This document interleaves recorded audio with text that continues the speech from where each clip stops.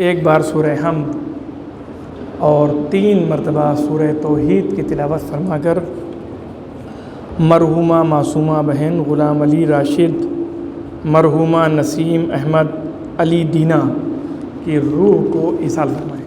لا حول ولا قوۃ الا باللہ العلی العظیم۔ اعوذ باللہ من الشیطان اللعین الرجیم۔ بسم اللہ الرحمن الرحیم۔ احمدہ استتماما لنعمتہ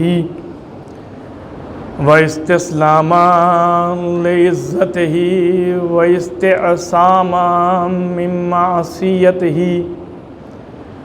واستعینوا فاقة الى کفایتہ فإنہ ارجح ما وزنا وافضل ما خزنا۔ اشہد ان لا الہ الا اللہ وحدہ لا شریک لہ شہادتا ممتحنا مساسها معتقدا نتمسک بها ابدا ما ابقانا وندخر لأحاویل ما یلقانا ثم الصلاة والسلام والتحیۃ والاکرام علی النبی الامی المکی المدنی ابی القاسم المصطفى محمد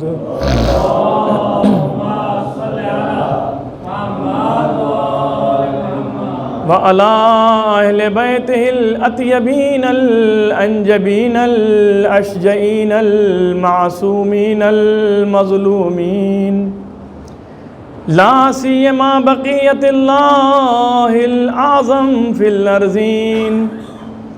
أما بعد فقد قال الله تبارك وتعالى وقوله الحق۔ بسم الله الرحمن الرحيم۔ قل لا أسألكم عليه أجرا إلا المودة في القربى۔ صلوات بھیجے پر محمد والے محمد۔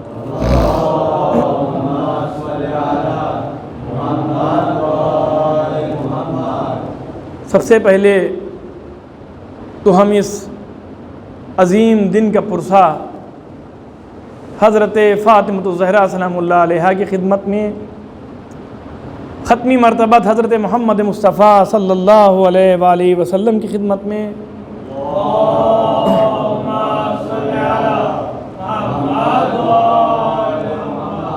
اور اپنے ہادیان برحق معصومین علیہ الصلاۃ والسلام، اور خصوصاً ہمارا اور آپ کا جو امام منتظر ہے سرکار حضرت حجت کی خدمت میں عرض کرتے ہیں۔ عزیزان محترم، یہ عزاداری، یہ ماتم، یہ نوحے، یہ مجالس، یہ کیا ہیں؟ ان سے ہمیں کیا لابھ ملتا ہے؟ ان سے ہمیں کیا فائدہ ملتا ہے؟ کیا ایسا ہے اس میں کہ جو انسان کو کھینچ کر یہاں لے آتا ہے؟ یہ سرکار سید الشہداء کا جو ذکر ہے، یہ کیسا ذکر ہے کہ اپنی قوم تو اپنی قوم ہے، غیر قوم بھی جب اس ذکر کو سنتی ہے تو کھنچ کر امام بارگاہ میں آ جاتی ہے۔ یہ کیسا انقلاب ہے، یہ دنیا عالم میں کیسا انقلاب برپا ہو گیا کہ سب یہ کہہ رہے ہیں حسین بادشاہ تھے، حسین دین تھے۔ خواجہ معین الدین چشتی علیہ الرحمہ ارشاد فرماتے ہیں، شاہ است حسین بادشاہ است حسین، دین است حسین دی پناہ است حسین، سردار ندا دست در دست یزید، حقا کے بنائے لا الہ است حسین۔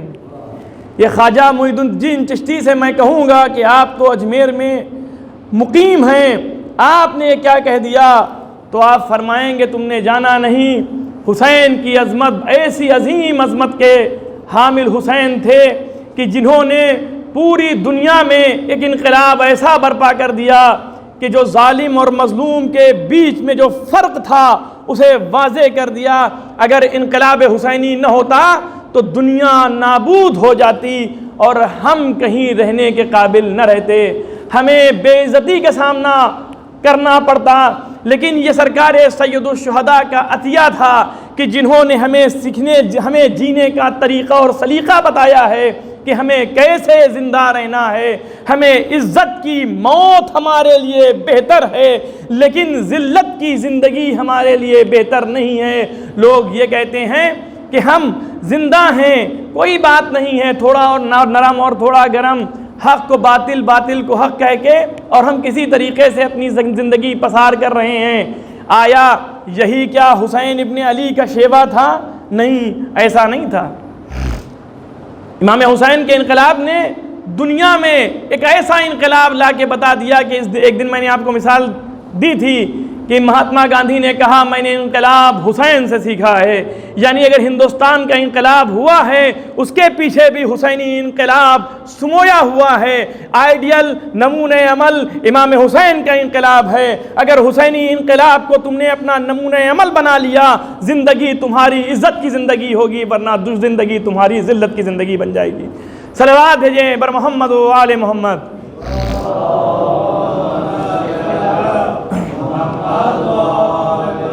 مجالسیں جو ہو رہی ہیں اس میں کیا ہوتا ہے؟ ذکر کس کا ہوتا ہے؟ شہزادی کونین کی، کہ اس بیٹے کا ذکر ہوتا ہے کہ جس کے ذکر کے لیے اور جس کے غم میں آسمان رویا ہے، زمین روئی ہے، درخت روئے ہیں، دریا روئی ہے، چرند روئے ہیں، پرند روئے ہیں۔ یہ کیسا مظلوم تھا کہ جس کے غم میں ہر ایک غمگین ہے، وہی غمگین نہیں ہوگا کہ جس کے نطفے میں کوئی کمی ہوگی۔ لیکن اگر کسی کے وجود میں اور کسی کی نسل میں پاک و پاکیزہ نسل ہے تو حسین کا نام آئے گا اور اس کی آنکھوں سے آنسو جاری ہو جائے گا۔ صلوات بھیجے بر محمد و آل محمد۔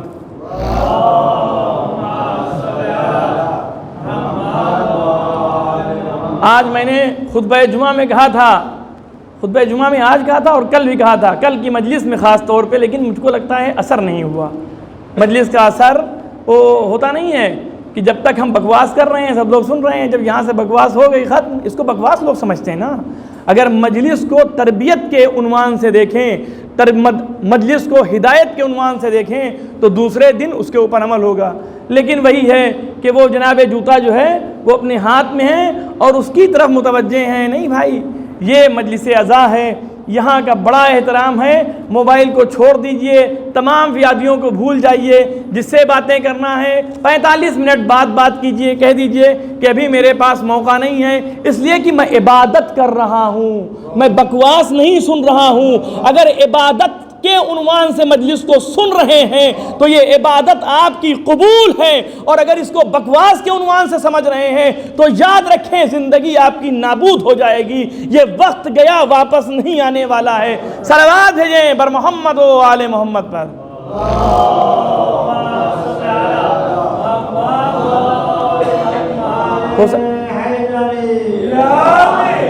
ہو سکتا ہے کوئی کہے کہ مولانا تو پیچھے پڑ گئے ہیں ہمارے، ان کو بھگاؤ، لیکن بھائی حق بات ہے اور اس میں کوئی نقصان نہیں ہے۔ میں کسی کی بے عزتی نہیں، میں کسی کو ٹارگٹ نہیں کر رہا، میں تو ہوا میں باتیں کر رہا ہوں۔ ہوا میں جس کے اوپر لگ جائے، جب کوئی ہوا میں فائر کرتا ہے تو وہ کسی کے اوپر، جس کے اوپر لگنا ہوتا ہے وہیں فٹ ہوتا ہے، باقی کہیں نہیں۔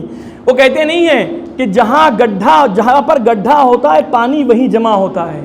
یہ فارسی کی مثال ہے جس کا اردو میں ترجمہ کر رہا ہوں، یعنی جہاں پہ غلطی ہوگی وہیں کے اوپر کیا ہوگی، بات فٹ ہو جائے گی آٹومیٹک۔ یہ ہمارا آپ کا قانون نہیں ہے۔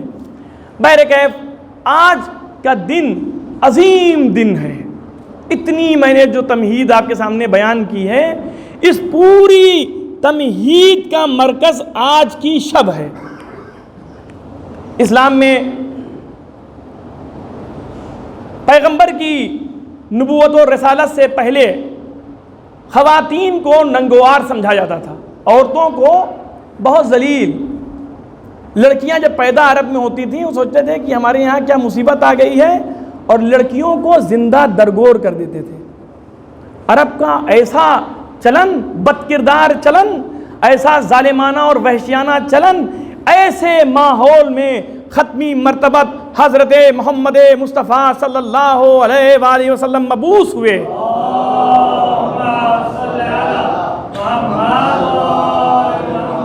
اور آپ مبعوث ایسے ہی نہیں ہوئے بلکہ آپ نے ارشادات فرمائے ہیں، اور عورت کے بارے میں، خواتین کے بارے میں، وومن کے بارے میں خود امیر المومنین اور دوسرے امام معصومین علیہ السلام کہتے ہیں کہ خواتین پھول ہیں۔ سمجھ میں آیا؟ ہم لوگ یہ مدحسرائی میں کسی کی نہیں کر رہا ہوں، میں اپنی بات کو کہیں پر لے جانا چاہتا ہوں، بہت غور سے سنیے گا۔ خاتون کون ہے؟ خاتون پھول کے مانند ہے، مثال دیا گیا پھول۔ پھول نازک ہوتا ہے یا نہیں بتائیے آپ؟ اگر پھول کو ذرا سے آپ اگر ٹھوکر مار دیں گے تو پھول کی جو پتیاں ہوں گی وہ جھڑ کے گر جائیں گی۔ وہی عالم ہوتا ہے خاتون کا۔ اگر کوئی بھی اپنی خاتون کی اپنی بیوی کو ذرا سا ہلکس ڈال دے گا، منہ پھول جاتا ہے، ٹھیک ہے؟ پھر اس پھول کو جمع کرنا مصیبت ہوتی ہے، لیکن اس پھول کا دار و مدار پورے گھر پہ ہوتا ہے، اس لیے کہ جیسے جیسے یہ پھول کھلتا ہے اس کی خوشبو سے گھر رونق بارونق بن جاتا ہے، اور گھر میں خوشبو سے معطر ہو جاتا ہے۔ اسی لیے امام نے فرمایا کہ اپنی خاتون کی مثال میں تم کو دے رہا ہوں، خاتون یعنی پھول کے مانند ہے۔ پھول کو ایسے حفاظت سے رکھو کہ جیسے حفاظت کرنے کا طریقہ ہے۔ برعکس آج ہوتا ہے، جب انسان غصے میں ہوتا ہے تو کیا کرتا ہے؟ جب گھر میں جائے گا اور کوئی ٹینشن میں ہے تو وہ سارا ٹینشن عورت پہ نکال دے گا۔ ارے بندے خدا، تیرے ٹینشن سے اور بیوی سے کیا مطلب ہے؟ تمہارے ٹینشن سے بیٹی سے کیا مطلب ہے؟ تمہارے ٹینشن سے بہو سے کیا مطلب ہے؟ اختلاف یہی ہوتا ہے کہ جب پھول کو کوئی چھیڑتا ہے تو پھر وہ پھنس جاتا ہے اور پھول ٹوٹ جاتا ہے، گھر بکھر جاتا ہے۔ عورت کے لیے کہا گیا ہے، مثال بزرگ دیتے ہیں، آپ بیٹھے ہوئے ہیں اور جو ہمارے بزرگ لوگ بیٹھے ہوئے ہیں سب ماشاءاللہ سے بہترین، ہم سے بہتر جانتے ہیں کہ عورت اگر چاہے تو گھر کو بنا دے جنت، اور اگر چاہے عورت تو بنا دے گھر کو جہنم۔ اب ہمیں یہ اختیار کرنا ہے کہ ہمیں اپنے گھر کو جنت بنانا ہے یا ہمیں اپنے گھر کو جہنم بنانا ہے۔ اگر جہنم بنانا ہے تو یہ دین آپ کے حوالے ہے، اور اگر جنت بنانا ہے تو وہ دین اہل بیت کا دین ہے، آپ کو اہل بیت کے دین کے مطابق عمل کرنا ہوگا۔ سمجھ میں آیا کہ عورت کی کتنی ویلیو ہے؟ پیغمبر ختمی مرتبت حضرت محمد مصطفیٰ صلی اللہ علیہ وآلہ وسلم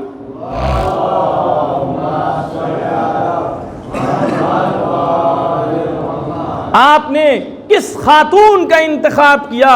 ایسی خاتون جو سیدہ ہیں، یعنی سردار ہیں تمام خواتین میں۔ پیغمبر فرماتے ہیں 4 خاتون پوری دنیا میں، 4 خاتون ایسی خاتون ہیں کہ جو تمام خواتین کی سردار ہیں۔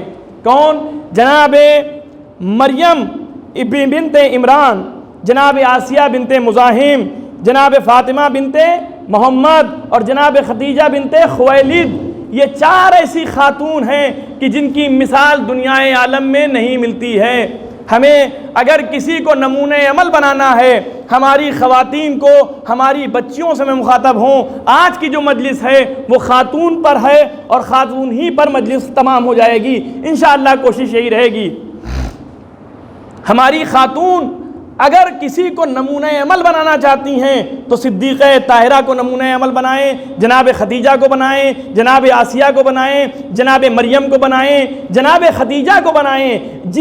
اگر ان ذوات مقدسہ کو اپنا نمونہ عمل بنائیں گی ان کی زندگی کامیاب زندگی ہوگی۔ جناب آسیہ کے بارے میں اتنا میں کہہ دوں کہ جناب آسیہ فرعون کی بیوی تھی یا نہیں تھی؟ فرعون کے دربار میں فرعون کے ساتھ رہتی تھیں، ایک طرف ظالم و جابر، ایک طرف خدائی کا دعویٰ کرنے والا، اور ایک طرف اللہ کی سچی بندہ نواز ایک جناب آسیہ تھیں کہ جو اللہ کی عبادت کرتی تھیں۔ شیطان کے گھر میں رحمان وجود رکھتا ہے، ایسا نہیں ہے کہ شیطان کے گھر میں کوئی رحمان نہیں ہوتا ہے، بلکہ شیطان کے گھر میں بھی رحمان ہوا کرتا ہے۔ جناب آسیہ نے اسی گھر میں جہاں فرعون اپنی موت سے دور جا رہا تھا، اپنی موت سے ڈر رہا تھا، جناب موسیٰ کو پال کر، جناب موسیٰ کو پرورش دے کر بتا دیا ہے کہ ہم اللہ کے بندے ہیں، ہم اللہ کی بندی ہیں، ہم اللہ کی چاہنے والی ہیں، ہم اللہ کی عبادت کرنے والی ہیں،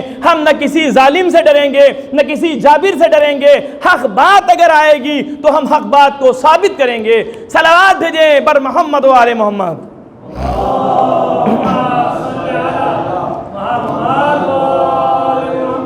اور یہی ہوا ہے کہ جب صندوق، جناب موسیٰ کا صندوق جو ہے وہ دریا سے اور فرعون کے دربار تک آیا ہے، تو جب فرعون آگے بڑھتا تھا کہ اس صندوق کو کھولے تو وہ صندوق کھسک جاتا تھا۔ ایک بار بڑھا آگے، کھسک گیا، جب اسے خوف تھا، اس نے تو اعلان کر دیا تھا جو بھی بچہ یہاں پیدا ہو مار دو، لیکن خداوند عالم کہتا ہے میں اپنے نبی کو، اپنے رہبر کو تیرے دربار میں پرورش کر کے بتا دوں گا کہ دیکھ اگر میں چاہوں تو تیرے گھر میں میرا بندہ پلے گا، میرا اشارہ چلے گا، میرا حکم چلے گا، نہ تیرا تخت کسی کام کا ہے، نہ کہ تیرا تاج کسی کام کا ہے، نہ تیری حکومت کام کی ہے، اس لیے کہ جہاں پر الہی حکومت ہوتی ہے تمام حکومتیں پست ہو جاتی ہیں، حکومت الہیہ بلند ہو جاتی ہے۔ صلوات بھیجیں بر محمد و آل محمد پر۔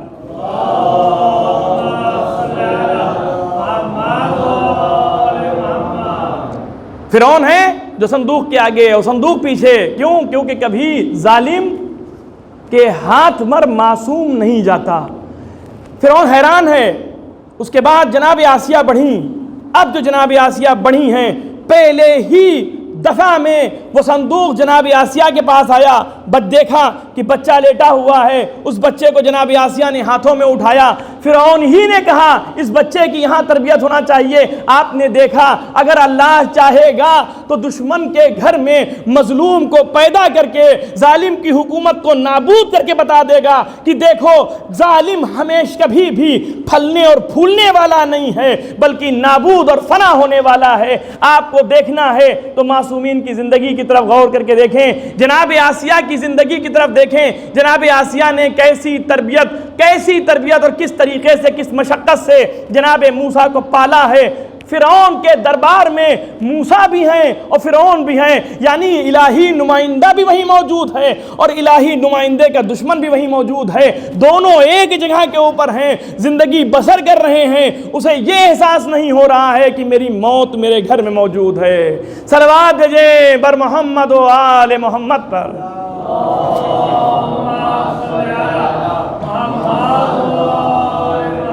خاتون کا کردار تھا یا نہیں تھا؟ جناب آسیہ کا کردار تھا جناب موسیٰ کی پرورش کی، اللہ کی مرضی تھی۔ جناب آسیہ نے جناب موسیٰ کی پرورش پوری کر کے بتائی کہ میں اللہ کی بندی ہوں، جیسا اللہ چاہے گا ویسا میں کروں گی۔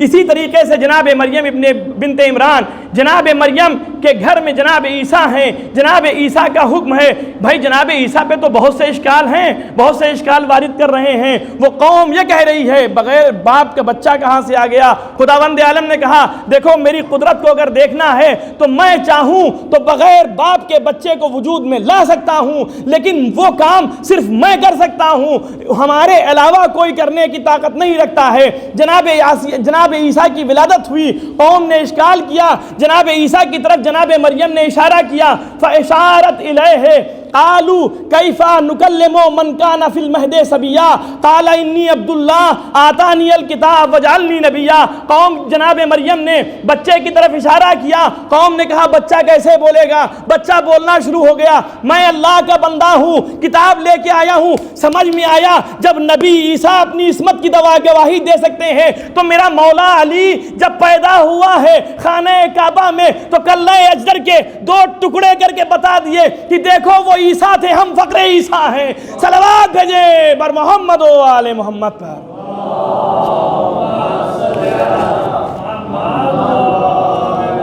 ایک اس سے بہتر صلوات بھیجیں بر محمد و آل محمد پر۔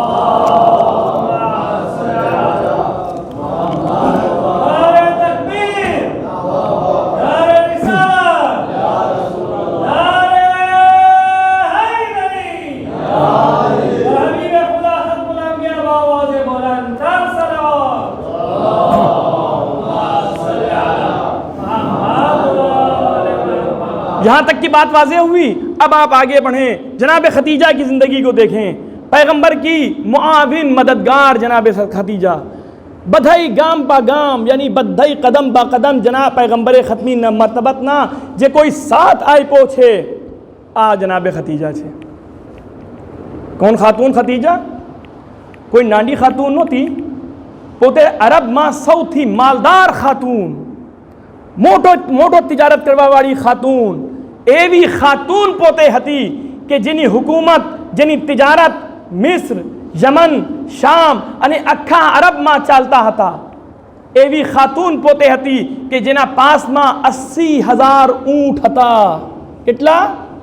80,000. ایک تمہیں اونٹ لیوا جاؤ خبر پڑ سے کہ اونٹ نی قیمت کتلی چھے. تمہارا مرو گرو میں ایک اونٹ موجود چھے بیجو نہ تھی, پر ایک اونٹ نی قیمت تم نے خبر پڑ سے. અને جناب ختیجہ سلام اللہ علیہ ના પાસે કેટલા ઊંટ હતા? 80,000 ઊંટ. અને ગુલામો માટે રવાયતોમાં લખેલો છે કે જે ગુલામો હતા ઘણા બધા ગુલામ, અને બધાય ગુલામના સાથે કોઈ જ્યાદતી નહોતી કરતી, બલકે બધાય ગુલામને તિજારતમાં લગાવી हुई હતી કે તમે લોકો આપણા રિસ્કને કમાડો. હું શું કરું છું બધાય?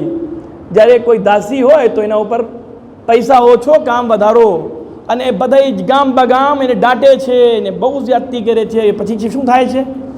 આ તમારી દાસી છે ભાઈ, તમારી જે છે કનીઝ નથી. તમને અગર શીખવા હોય કે તમારા ઘરમાં દાસીની કેવી ઇજ્જત છે, તમે આવો દરે સૈયદા જનાબ ખદીજા ઉપર, તમને ખબર પડશે કે જનાબ ખદીજા દાસીઓ સાથે કનીઝો સાથે અને ગુલામો સાથે કેવા કેવા વ્યવહાર કરતા હતા, કેવી વ્યવહાર કરતી હતી کہ જે آئیڈیل અને نمونہ بن گئی اکھا عرب ماں. جناب خدیجہ کی زندگی کی جو خصوصیات ہیں, ان خصوصیات میں پہلی خصوصیت یہ کہ عرب کی سب سے بڑی تاجرہ. دوسری خصوصیت یہ کہ سب سے پہلے اسلام لانے والی خاتون کا نام ختیجہ. تیسری خصوصیت یہ کہ وہ خاتون جو بعثت سے پہلے رسول کے ساتھ اس نے شادی کی ہے, نہ خوف تھا نہ ہراس تھا, مجھے محمد سے محبت ہے, ہم محمد سے شادی کریں گے. غریب اور امیر کا وہاں فرق نہیں تھا. ہم لوگ کیا دیکھتے ہیں کہ امریکہ کا پاسپورٹ ہے یا نہیں ہے. بھائی عورت کے پاس امریکہ کا پاسپورٹ ہے, کینیڈا کا پاسپورٹ ہے, حقیقت ہے. میں جب کسی ملک میں تھا تو وہاں کی مینٹلٹی یہ بن گئی تھی کہ تمہاری چھوکری کیا رہے چھے, تو وہ بیچارے بتاتے تھے کہ ماری چھوکری જે છે, મારી દીકરી જે છે રેંગો ફ્રાન્સમાં ભણે છે. ઓકે, તો એના જે પાસપોર્ટ હશે તો એના પાસપોર્ટ જે છે ફ્રેન્ચ છે નથી. તમે જે છે ફ્રેન્ચ પાસપોર્ટ સાથે મરિયાજ કરો છો યા આ બહેન સાથે મરિયાજ કરો છો, તમારા પૈમાના શું છે? પૈમાના માટે જે વાત આવી છે તો આગળ વધીને આપણે બતાવીએ કે આપણા છઠ્ઠા ઇમામ જાફર સાદિક અલૈહિ સલાતો વસલામ,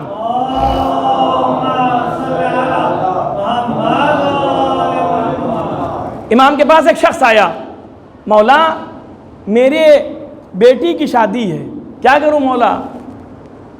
امام خاموش ہیں. پھر اس نے کہا مولا میری بیٹی کی شادی ہے, میں کیا کروں مولا, مجھے بتائیے, کوئی نصیحت کیجئے. امام نے کہا 3 چیزیں جاؤ اور دیکھو.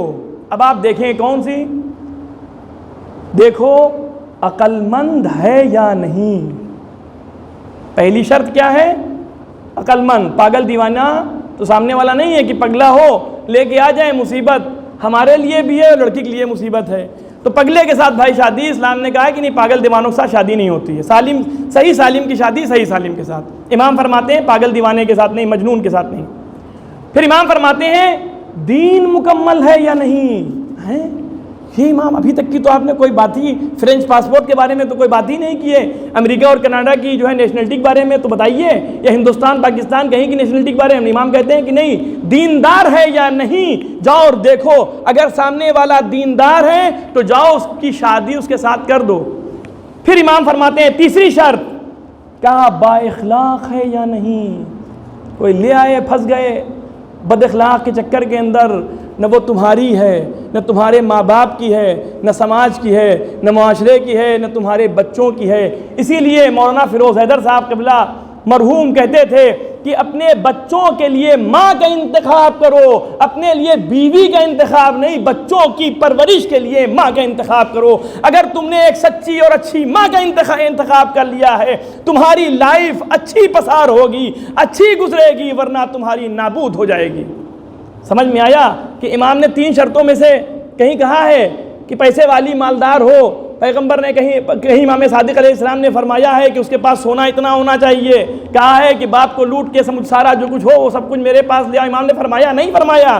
امام نے کہا نعوذ باللہ معاذ اللہ کہ اس کا فرینچ پاسپورٹ ہونا چاہیے، وہ ایسی خوبصورت، اللہ نے جس کو جیسا بنایا ہے وہ قابل قبول ہے، کسی کو گورا بنایا ہے تو اللہ نے بنایا ہے، اور کسی کو گہوا بنایا ہے تو اللہ نے بنایا ہے، اور کسی کو اگر کالا بنایا ہے تو اللہ نے بنایا ہے۔ سب خلقت اللہ کی ہے، ہمیں اللہ کی خلقت کو کبھی ہنسنا نہیں چاہیے بلکہ اسے ایکسیپٹ کرنا چاہیے جیسے اللہ نے بنایا ہے۔ کہیں امام صادق علیہ السلام کی حدیث میں ملا؟ نہیں ملا۔ پیغمبر نے کے پاس درخواست ہوئی جناب خدیجہ کی کہ بھائی رسول کے ساتھ جناب خدیجہ شادی کرنا چاہتی ہیں، اور شادی کے لیے رشتہ کون لے کے گیا؟ محسن اسلام ابو طالب۔ اگر ایک طرف محسنہ خدیجہ ہیں تو رسول کے دوسرے طرف محسن جناب ابو طالب ہیں۔ اسی لیے کہ آج کا جو دن ہے کہ جب جناب خدیجہ کا انتقال ہوا ہے تو اس سال کو پیغمبر نے عام الحزن کے نام سے یاد کیا۔ کیوں؟ اس لیے کہ اسی سال میں جناب خدیجہ کی رحلت ہوئی ہے، اور اسی سال میں جناب ابو طالب یعنی دونوں محسن رسول کے دنیا سے رخصت ہوئے ہیں۔ عزیزان محترم، پیغمبر نے جو معیار بنایا ہے اپنی زندگی کا وہ یہ بنایا ہے کہ مجھے ایک ایسی معاون اور مددگار چاہیے کہ جو ہمارے لیے نہیں بلکہ پورے معاشرے کے لیے فائدہ مند ہو۔ جناب خدیجہ نے پوری دولت کو لا کے پیغمبر کی خدمت میں ڈال دیا۔ یا رسول اللہ آج تک یہ میرے پاس تھی، امانت تھی آپ کی، یہ میرے پاس تھی، آج کے بعد آپ کا پورا حق ہے، جہاں چاہیں جیسے چاہیں خرچ کریں۔ اسلام پیغمبر ختمی مرتبت نے فاقے تک کیے ہیں۔ جس کے پاس اتنی دولت آ جائے وہ کوئی فاقہ کرے گا بھائی؟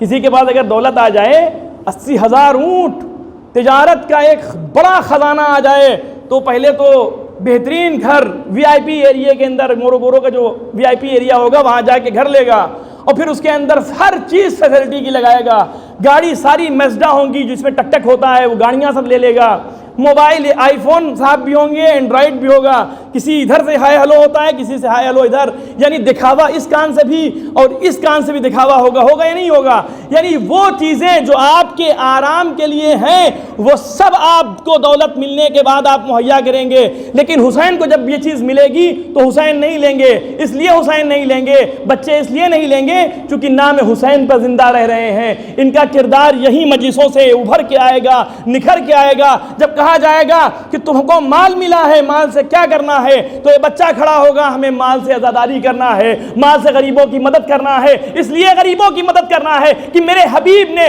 میرے نبی نے اور میرے معصوم نے مدد کیا ہے اپنے مال کو راہ خدا میں نثار کر کے۔ صلوات بھیجے بر محمد و آل محمد پر۔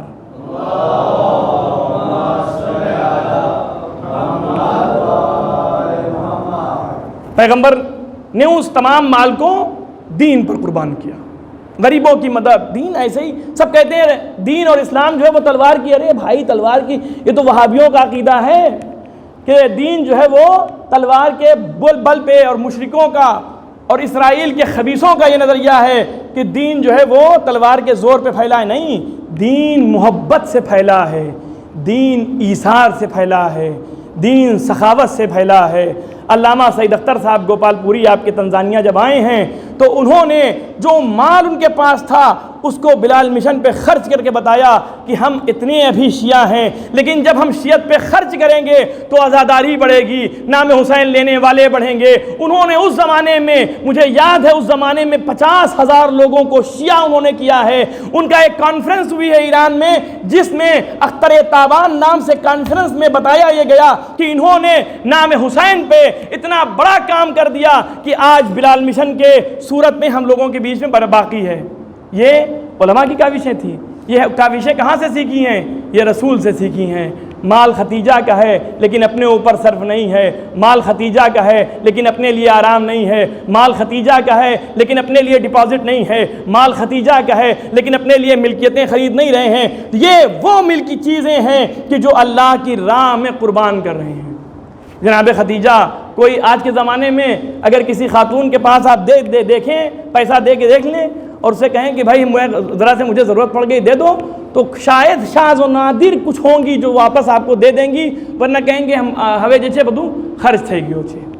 پر ایوا لوگوں پر છે આપણી قوમમાં એવા નથી કે બધા એક જેવા છે ના، એવા લોકો છે કે તમારી બધાની મદદ કરવા માટે રાજી છે। તમે તમારા તરીકા કેવા હોય કે તમે આપણી બાઈઓ સાથે એટલો સારા સલુક કરો કે જ્યારે તમારા મુસીબતના વખત આવે તો આ તમારી મદદ કરવા માટે આગળ વધીને આવે કે હું તમારી મદદ કરીશ۔ جناب خدیجہ کی زندگی کو آپ اور آگے بڑھ کے دیکھیں تو یہ وہ ذات پاک ہے کہ جس کے اوپر عائشہ کو بھی رشک تھا۔ بی بی عائشہ کہوں گا، کیوں؟ چونکہ وہ رسول کی تو بیوی ہی تھیں۔ وہ فرماتی ہیں کہ رسول جب گھر سے نکلتے تھے تو روتے ہوئے نکلتے تھے، ہائے خدیجہ کہہ کے روتے تھے۔ میں نے پوچھا یا رسول اللہ میں تو آ گئی ہوں۔ ایک کے بعد اگر دوسرا کو یاد آ جاتا ہے تو اس کو تو بھول جاتا ہے۔ اور پھر جناب خدیجہ کی عمر کو دیکھیں اور ان کی عمر کو دیکھیں، 9 سال والی آئی کھیلنے کودنے والی، تو فرق ہوگا نا۔ رسول نے کہا کہ تم میں اور خدیجہ میں ایک بہت بنیادی فرق۔ خدیجہ بیست سے پہلے میرے ساتھ خدیجہ کا عقد ہوا، شادی ہوئی، اور خدیجہ نے بیست سے پہلے ہمارا ساتھ دیا۔ جس زمانے میں وہ میرا ساتھ دے رہی تھی، وہ میری مددگار تھی، اس زمانے میں تم لوگ ہم پر ہنس رہے تھے اور ہمارا مذاق اڑا رہے تھے۔ پتہ چلا آپ کو کہ خدیجہ میں اور دوسری ازواج میں کیا فرق تھا۔ خدیجہ ایثار کا نام ہے، اسی لیے تو ام المومنین ہم خدیجہ کو کہتے ہیں، کسی دوسرے کو ام المومنین نہیں کہتے ہیں، اس لیے کہ ذات واحد ایک ہی ایسی ہے کہ جسے حق ہے کہ ام المومنین کہا جائے، وہ حضرت خدیجہ سلام اللہ علیہا کی ذات ہے۔ صلوات بھیجے بر محمد و آل محمد۔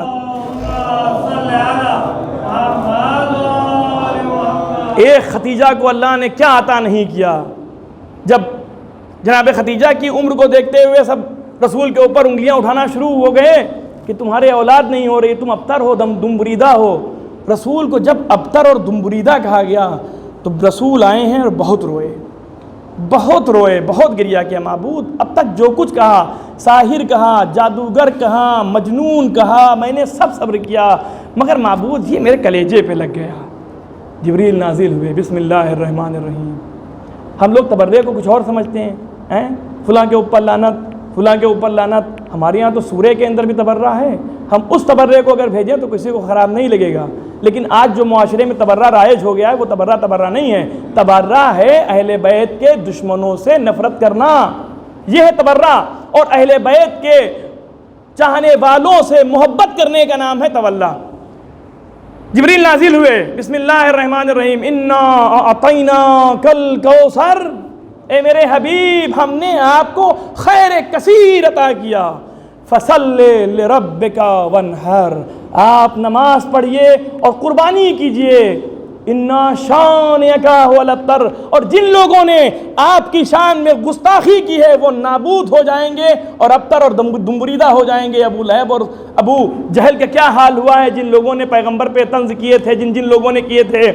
اور وہ خیر کثیر خداوند عالم نے صلب جناب خدیجہ میں جو دیا ہے اس کا خیر آج تک باقی ہے۔ پہلا بھی محمد ہے، بیچ میں بھی محمد ہے، آخر بھی محمد ہے، اوسط بھی محمد ہے۔ اسی لیے تو امام فرماتے ہیں کہ میرے اول محمد ہیں، اوسط محمد ہیں، آخر محمد ہیں، ہم کل کے کل محمد ہیں۔ اگر کسی کو محمد کو دیکھنا ہے تو پہلے سے لے کے 12ویں تک کی زندگی کو دیکھتے جاؤ، محمد کی زیارت ہوتی جائے گی، محمد سے توسل کرتے جاؤ، تمہاری مشکلیں آسان ہوتی جائیں گی۔ صلوات بھیجے بر محمد و آل محمد پر۔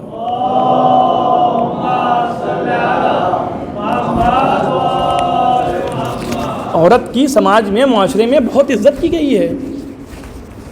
ہم جمعے کے خطبے میں بھی جو بات ہوتی ہے بیان کرتے ہیں کہ ہم آپ جو بیٹھتے ہیں تو وہ اپنے حساب کتاب سے بیٹھتے ہیں اور اس کے بعد جلدی سے اٹھنے کی ہمیں جلدی ضرورت ہوتی ہے کہ جلدی مجلس ختم ہو، جارے مجلس پتی جائے، આપણે જે છે અહીંયા سے ભાગી જાય થાય છે નથી થતો।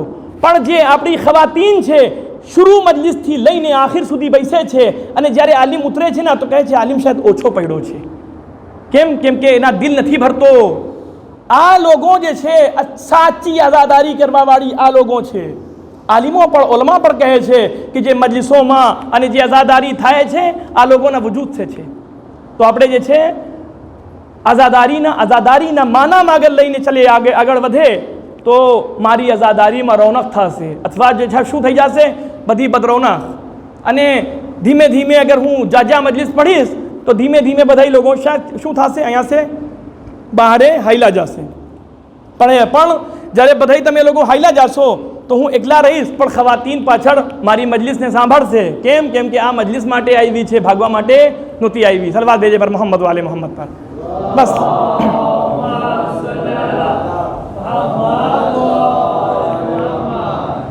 जनाब खतीजा की ज़िंदगी अज़ीमुल मर्तबा शख्सियत का नाम जनाब खतीजा, अज़ीम शख्सियत का नाम, ऐसी शख्सियत का नाम कि जो मुहसिने इस्लाम अगर अबू तालिब हैं तो मुहसिने इस्लाम हज़रत खतीजा हैं. अगर जनाब अबू तालिब का एहसान इस्लाम पर है तो जनाब खतीजा का भी बराबर का एहसान है. इसलिए कि सबसे पहले इस्लाम को जनाब खतीजा ने कबूल किया. सबसे पहले रसूल के पीछे नमाज किसी ने अगर अदा की है तो जनाब खतीजा सलामुल्लाह अलैहा है. समझ में आया कि रसूल का उस ज़माने में नमाज पढ़ी है जब लोग इस तरीक़े से ज़िद में खड़े हुए थे कि रसूल के पीछे जब नमाज पढ़ रहे थे, रसूल नमाज पढ़ना चाहते थे, लोग दुश्मनी के ऊपर आमादा थे, पाते तो रसूल को शहीद कर देते, कत्ल कर देते. लेकिन खतीजा जैसी होनहार खातून, मुजाहिदा खातून रसूल के पुष्ट पे खड़ी हो रसूल की पुष्ट के पीछे खड़ी होकर नमाज पढ़ के बता रही हैं किसी में हिम्मत है तो आए और रसूल के साथ कोई भी ज़्यादती करके दिखाए. इस्लाम को कबूल करने वाली का नाम खतीजा. आज उसी बीबी की वफ़ात की तारीख़ है. तारीख़ में मिलता है कि पैगंबर इतना कभी नहीं रोए. जब जनाब खतीजा का इंतकाल हुआ है और दुनिया से रुखसत हुई हैं तो रसूल बहुत रोए, डाहें मार मार कर रोए. आज वो दुनिया से रुखसत हो गया जिसने मेरा साथ ज़िंदगी में दिया. आज वो दुनिया से रुखसत हो गई कि जिसने इस्लाम का वज़न बाकी रखा. आज वो दुनिया से रुखसत हो गई जिसने अल्लाह के भरम को बाकी रखा. पैगंबर बहुत गिरिया किया है पैगंबर. और कब्रस्तान मुअल्ला में आपको दफन किया गया है. पैगंबर जब दफन करने के लिए गए हैं तो रोते हुए गए हैं. अमीरुल मोमिनीन गए हैं रोते हुए गए हैं. क्यों? क्योंकि जनाब खतीजा ने सिर्फ रसूल से मोहब्बत नहीं की है बल्कि रसूल के खानवादे से भी मोहब्बत की है. अमीरुल मोमिनीन की परवरिश करने में जनाब खतीजा का एक बहुत बड़ा हिस्सा है, सहयोग है. इसीलिए अमीरुल मोमिनीन जनाब खतीजा का जब नाम आता था तो गिरिया करते थे, रोते थे. रसूल की बेटी की जो ताज़ीम होती थी वो इन्हीं सब बेसों, इन्हीं सब वजूहात को मद्देनज़र रखते हुए रसूल की बेटी की ताज़ीम होती थी. फूल जब टूट जाता है तो चमन में वीरानी पैदा हो जाती है. हाय रे रसूल के घर का फूल गिर गया, बिखर गया. रसूल की बेटी यतीमा हो गई. मैं कहूँगा या रसूल अल्लाह आपकी बेटी यतीमा ज़रूर हुई, बग़ैर माँ की हो गई, लेकिन आप मौजूद थे. आपने जनाब खतीजा को बहुत एहतमाम के साथ कब्रस्तान मुअल्ला में दफन किया. लेकिन ज़रा करबला से आप शाम की तरफ आएँ. एक बच्ची है जो चलती है तो ताज़ियाने, बैठती है तो या रसूल अल्लाह आपकी उम्मत ने आपके सामने कोई इस तरीके का जुल्म नहीं किया है कि आपको खतीजा के जनाजे को ले जाने पे कोई जुल्म हुआ हो, लेकिन हाय रे करबला में हुसैन के जनाजे को देखे 40 दिन बेगोरो कफन फर्जंदे रसूल का जनाजा है. जनाब सकीना जब निकली है 11 मुहर्रम को और शुहदा के जनाजों की तरफ देखा तो जनाब सकीना तड़प गई. ए भैया सैयदे सज्जाद, अरे ज़रा देखो, अरे ये यजीदी फौज अपने नजिस मुर्दों को दफन कर रही है, लेकिन मेरा बाबा لیکن میرا بابا بے غسل و کفن لاشا ہے، میرے بھیا کا جنازہ بے گور و کفن ہے۔ اے بھیا، یہ جب جتنے جنازے دفن ہو رہے ہیں یہ اپنے جنازوں کو، اپنے نجس جنازوں کا احترام کر رہے ہیں، لیکن میرے بھیا کا جنازہ، میرے بابا کے انصار کے جنازے پہ ظلم اور زیادتی ختم نہیں ہو رہی ہے۔ جناب سکینہ کے ساتھ میں کیا ہوتا تھا؟ امام حسین کا سر ہے، نوکے نیزہ پہ ہے، شمر آگے آگے لے کے بڑھ رہا ہے، جب جناب سکینہ روتی ہے تو امام حسین کے سر کو اذیت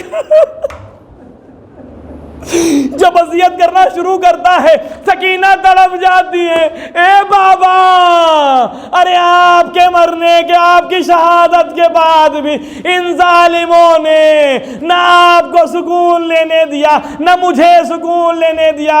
یہی وہ وقت تھا کہ جب زندان شام میں سکینہ تڑپتی تھی اور اس کے بعد پوچھتی تھی، بھیا یہ پرندے کہاں جا رہے ہیں؟ امام سجاد اور جناب زینب فرماتی تھی، اے بیٹی سکینہ، ارے پرندے اپنے آشیانوں کی طرف جا رہے ہیں۔ سکینہ تڑپ جاتی تھی، اے بھیا، اے پھوپھی اماں، ارے یہ سکینہ کب مدینے واپس جائے گی؟ میں کہوں گا بی بی آپ مدینے واپس نہ جا سکیں گی، ارے زندان شام کا قید خانہ ہوگا، آپ کا مدفن ہوگا، قیامت تک زائرین آئیں گے، آپ کی قبر کی زیارت کریں گے۔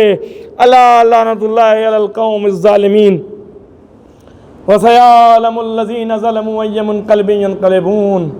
معبود ہمارے ان چھوٹے سے اعمال کو قبول فرما، جو پریشان حال ہیں ان کی پریشانیوں کو دور فرما۔ معبود جو مریض ہیں انہیں صحت کامل و عاجل عطا فرما، ہمارے مرحومین کے درجات کو بلند فرما۔ معبود اہل بیت علیہ السلام کی سیرت پر ہمیں چلنے کی توفیق عطا فرما۔